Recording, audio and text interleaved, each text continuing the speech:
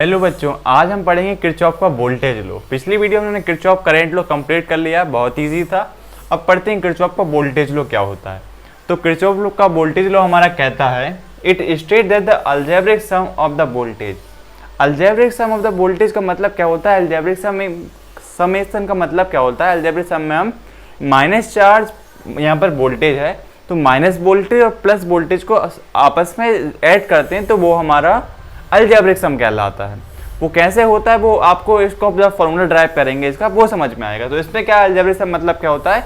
आपस में minus sign और प्लस साइन को जोड़ देना ही हमारा अलजेब्रिक सम कहलाता है। And EMF in a closed loop are equal to 0। EMF क्या होता है? हमारा जो पोटेंशियल हम जो बैटरी अटैच करते हैं हमारे सर्किट के साथ, वही हमारी ईएमएफ कहलाती है। और इन अ क्लोज्ड लूप मतलब लूप होती है जो लूप चलाते हैं। यदि आपने देखा हो, लेम क्लास चीज़ पढ़ी हो तो लूप होती है, नहीं भी पढ़े तो कोई दिक्कत आपको इसमें होने वाली नहीं है। तो यदि मैं यहाँ से फॉर्मूला बनाऊँ तो अलजेब्रिक सम किसका करेंगे हम? वोल्टेज का। तो समेशन लिखेंगे यहाँ पर हम। समेशन से मतलब क्या है? समेशन में माइनस और प्लस साइन दोनों हो जाएंगे तो अलजेब्रिक सम वो हो जाता है। और यहाँ पर क्या है? ईएमएफ मतलब कि हमारा क्या आ गया? पोटेंशियल अटैच करेंगे तो ये इसका ई आ गया। और इस चीज सब किसके इक्वल है? हमारे 0 के इक्वल है। तो ये हमने यहाँ पे लिख दिया।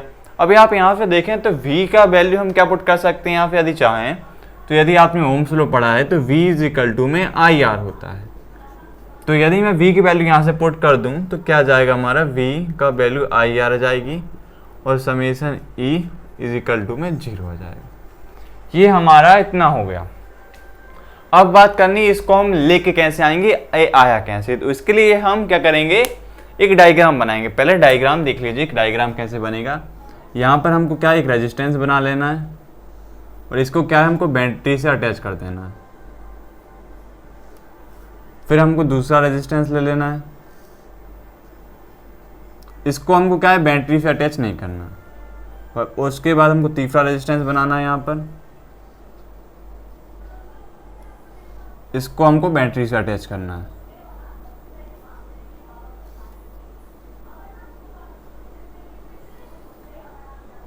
इसको हमको बैटरी से अटैच कर लेना। अब देखिए यहाँ पर क्या होगा, इसको हम क्या देते हैं, रेजिस्टेंस 1 नाम दे देते हैं, इसको रेजिस्टेंस 2 दे देते हैं, ये हमारा रेजिस्टेंस 3 हो जाएगा। तो यदि आप पिछली वीडियोस देखते आ रहे हैं तो आपको पता होगा करंट की डायरेक्शन क्या होती है हमारी। करंट हमारा प्लस से माइनस की ओर जाता है, मतलब प्लस से माइनस की ओर जाता है। तो यदि इसी चीज़ को हम यहाँ पर अप्लाई करते हैं तो देखिए प्लस का साइन यहाँ पर है और माइनस का साइन यहाँ पर है। तो इसमें हम कैसे जाएंगे, कुछ ये हमारा प्लस का साइन है, मतलब प्लस से हम चलेंगे इस प्लस पॉइंट्स पे और यहाँ से हम ऐसे घूमते हुए आएंगे, ऐसे आएंगे, ऐसे आएंगे और इस तरह से फिर जाएंगे माइनस की तरफ। तो मतलब इस तरह से ऐसे ऐसे ऐसे और ऐसे करके यहाँ पर हम जाएंगे। तो जो हमारी करंट की डायरेक्शन हो जाएगी, मतलब वो इस तरफ हो जाएगी, क्योंकि ये हमारा I1 हो जाएगा। क्यों हो जाएगा?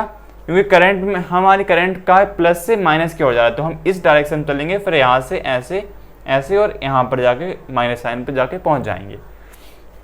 उसी तरह यहाँ पर करेंगे, यहाँ पर भी क्या है, हमारा ये प्लस साइन और पहुँचना कहाँ तक हमें, माइनस साइन तक।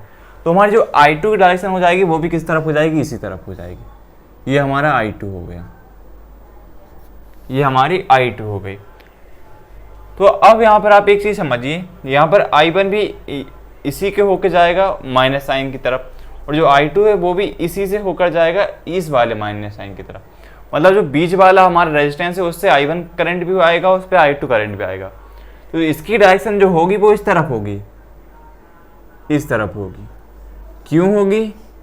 क्योंकि यहाँ पर देखिए I1 करंट भी आ रहा है, मतलब आ रहा है, और यहाँ पर I2 करंट है वो भी आ रहा है, मतलब दोनों करंट यहाँ पर आ रहे हैं और यहाँ से क्या करंट जा रहे हैं। तो I3 की डायरेक्शन आपको पता चल गई हो कैसे आई।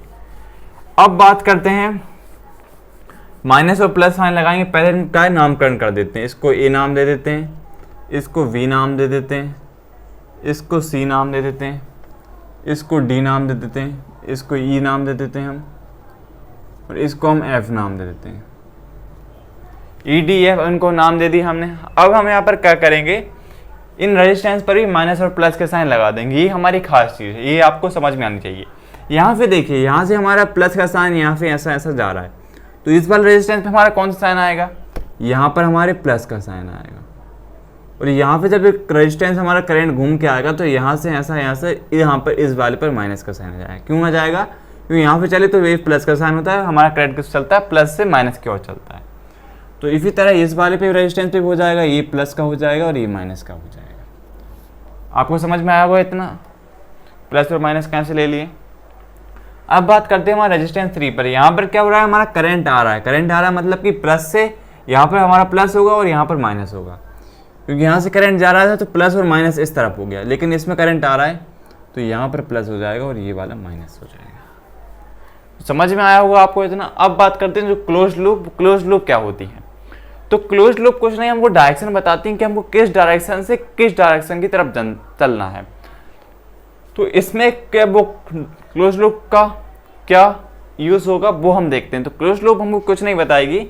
यदि मैं इसमें लूप चलाऊं, यदि मैं इसमें कुछ इस तरह से बना दूं, इस तरह से हमने इसमें क्लोज लूप बना दी, तो इससे बनाने से इसमें हुआ क्या, पहली बात तो ये बनी कैसे, ऐसे देखिए यहाँ पर जो हमारा करंट था I1 वो यहाँ से ऐसा कुछ जा रहा था, तो यही तो हमने लूप बनाई है, मतलब I1 करंट यहाँ से ऐसा गया, तो इसी तरह इस लूप को बना दिया। तो ये लूप बताती क्या है, ये लूप बताती है हमको किस तरह, किस डायरेक्शन पे हमें किस डायरेक्शन की ओर चलना है। तो यदि इस लूप के अकॉर्डिंग मैं यहाँ पर चलूँ तो हम लिखेंगे A B E F, मतलब कि ए पॉइंट से मुझे स्टार्ट करना है, यहाँ से ऐसा घूम के जाना है और यहाँ से ऐसा ऐसा फिर लौट के आना है। तो ये हमारी क्लोज लूप बताती है। और वहीं पर यदि यहाँ पर मैं बनाऊंगा तो यहाँ पर देखिए करंट की डायरेक्शन क्या है, हमारा I2 करंट कुछ ऐसा जा रहा है, मतलब ऐसा जा रहा है, तो यहाँ पर हम ऐसे ही लूप बना लेंगे। तो इस लूप को हम कुछ इस तरह से बना लेंगे, ये हमारी ये वाली लूप हो जाएगी, ये हमारी I2 की लूप हो जाएगी। तो इसमें हम कैसे चलेंगे, इसमें देखिए यहाँ से ऐसे चलेंगे C D E B C, इसमें हम कुछ इस तरह से चलेंगे। तो समझ में आया हुआ इतना। अब क्या करेंगे, सिंपल हम किरचॉफ का वोल्टेज लॉ इस पे अप्लाई कर देंगे। तो लिखेंगे अप्लाइंग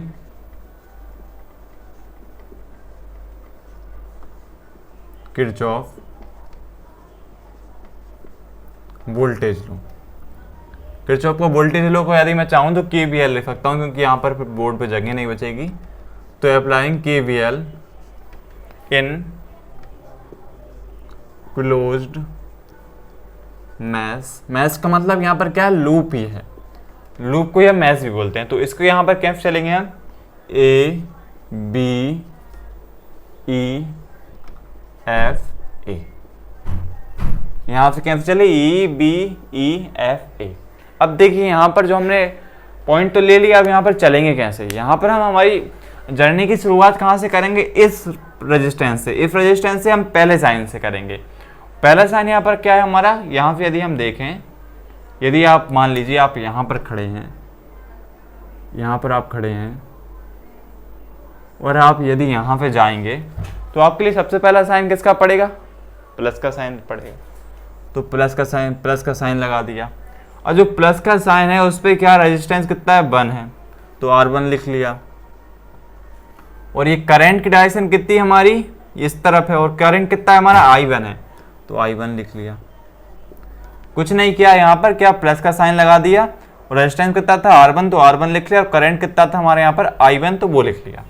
अब यहाँ से हम ऐसे चलेंगे, यहाँ से इस जो करंट की डायरेक्शन है ऐसे चलेंगे ऐसे।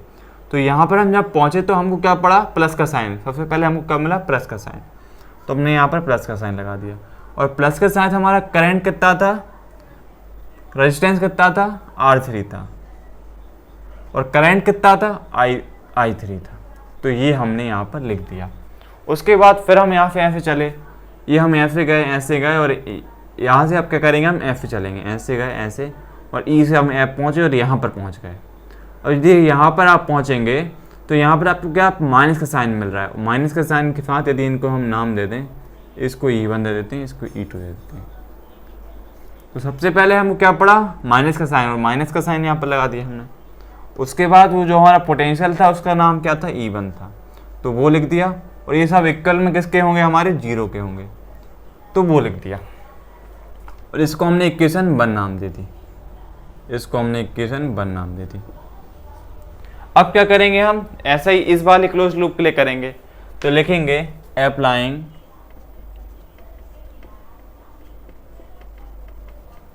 Kirchhoff voltage law in closed mesh. ये कौन सी हो जाएगी हमारी, सी डी, और ये कौन सा, ई बी सी।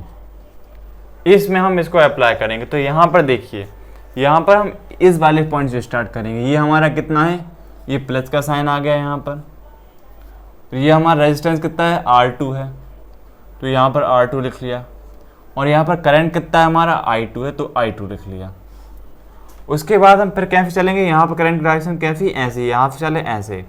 तो यहाँ पर क्या पड़ गया फिर हमारा, वही आ गया। रेजिस्टेंस कितना है, R3 है, और करंट कितना है हमारा, I3 है, वो ही लिख दिया। और उसके बाद फिर हम यहाँ फिर ऐसे चले, ऐसे गए और ई पॉइंट पे पहुँचे। फिर इसके बाद घूम के हम डी पे पहुँच गए और यहाँ पर माइनस का साइन पे आ गया। तो ये माइनस का साइन आ गया, और इसकी जो पोटेंशियल है उसका नाम क्या है हमारा, E2 है, तो वो लिख दी।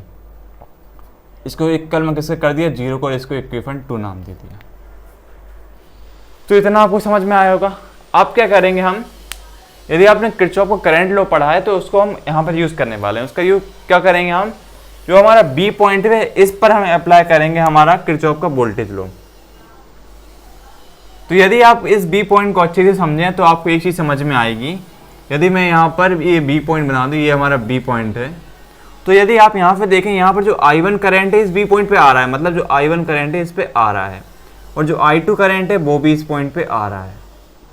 ये आपको बनाने नहीं डायग्राम, बस समझाने के लिए मैं आपको बता रहा हूँ। तो यदि मैं यहाँ पर इस बनाऊँ इसकी डायरेक्शन, जो I1 करंट है वो बी पॉइंट पर भी आ रहा है, और जो I2 करंट है वो भी बी पॉइंट पर आ रहा है।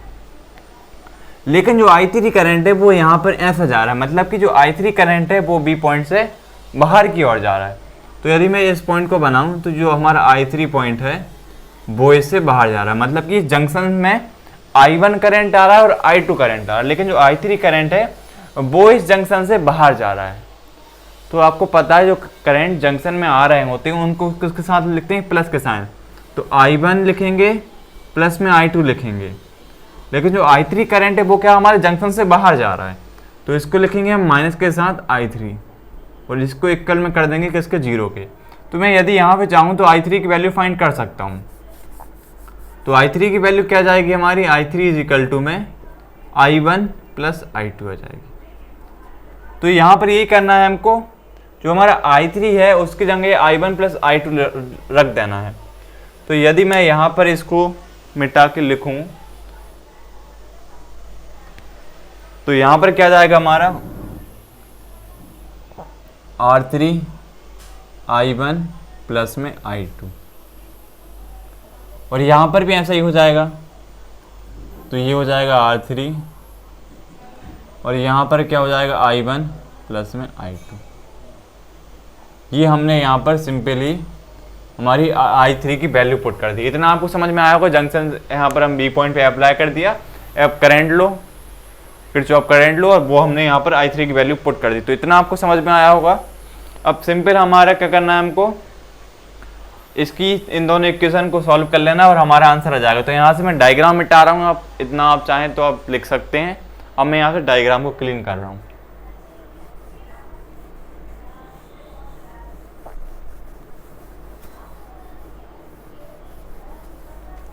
तो अब यहाँ से क्या करेंगे हम, क्लास 10th में आपने एक मेथड पढ़ी होगी, एलिमिनेशन मेथड, वही हम यहाँ पर अप्लाई करने वाले हैं।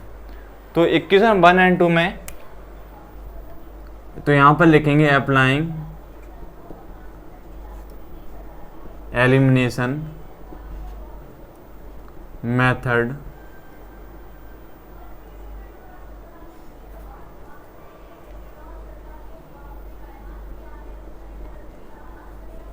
इन इक्वेशन 1 और 2।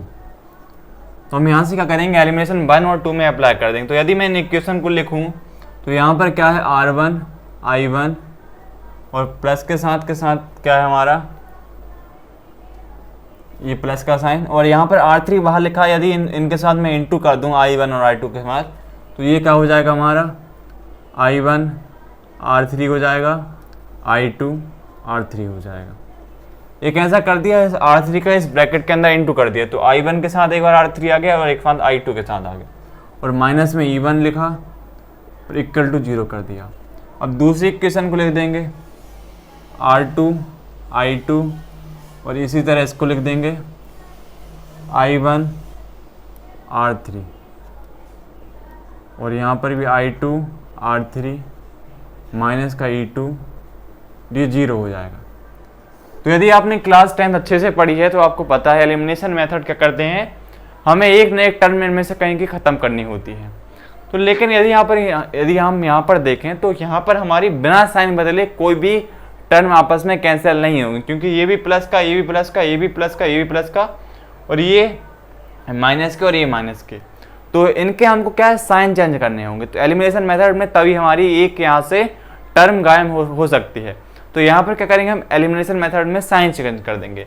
तो यहाँ पर क्या है, हमारा प्लस का साइन है और इसका भी प्लस का साइन है, तो इस प्लस के साइन की जगह हमारा माइनस का साइन यहाँ पर आ जाएगा, और यहाँ पर जो प्लस का साइन है उसकी जगह क्या आ जाएगा, माइनस का आ जाएगा। और यहाँ पर E2 किसका है हमारा, प्लस माइनस का, तो ये प्लस का हो जाएगा, और ये 0 का तो 0 आ जाएगा।